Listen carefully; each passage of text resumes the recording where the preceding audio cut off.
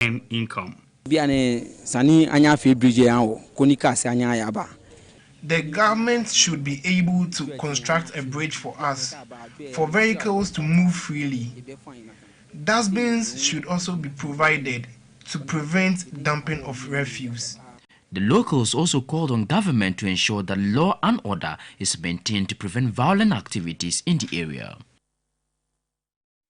Right, I have with me in the studio tonight Farouk Brahma, who is the Chief Executive Officer at the People's Dialogue on Human Settlements. He has worked on issues of sanitation and slum development for years. Mr. Brahma, it's nice to meet you. I haven't met you before, and we acknowledge the great work you do with slum dwellers and people like that. I quite recall that when the Agbogbolosi crisis came, you were right in the helm of affairs to try and get some justice for the people affected. Now, let's talk about inner city development and all of these things. We know that there are a lot of political rhetoric and heat, especially as a new government is taking over power. Can you explain to us really what the term inner cities mean? Yeah, thank you for this. In fact, for inner cities, it's synonymous with blighted areas or underserved low-income communities in your city. You know, traditionally, cities are built with all the infrastructure at the initial stages, and after a while, they begin to be overstretched. They begin to decay. They begin to be pressures on the housing conditions, water facilities, and so globally, what we have witnessed is that countries begin to revisit those settlements.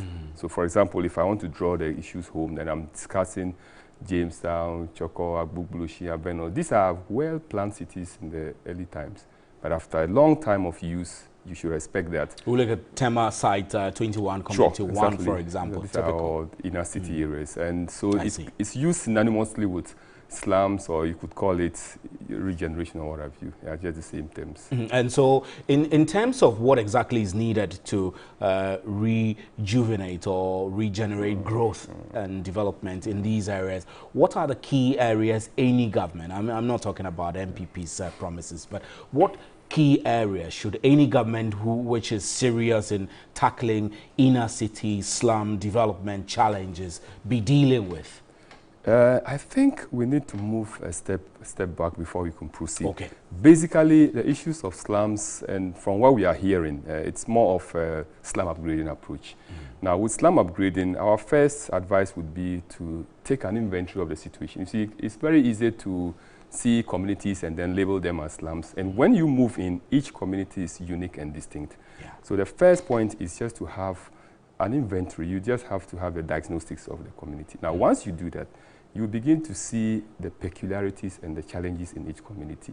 That then leads you into what we call the framework. There should be an integrated framework. I think we haven't listened to Civil the minister society and then the blueprint. Okay. And yeah, that's right. As the debates we don't know unfold, the detail. we don't know the details. That's So as the debates unfold, I think we'll begin to see the fine details. We are very sure, and I can be optimistic that this is a good thing. And if we are able to frame it properly within the existing structures, we have policies that are already in place. Beautiful policies. The National Housing Policy, the National Urban Policy, the National Development Planning Commission, all of these policies are waiting. And then there is a slum upgrading policy.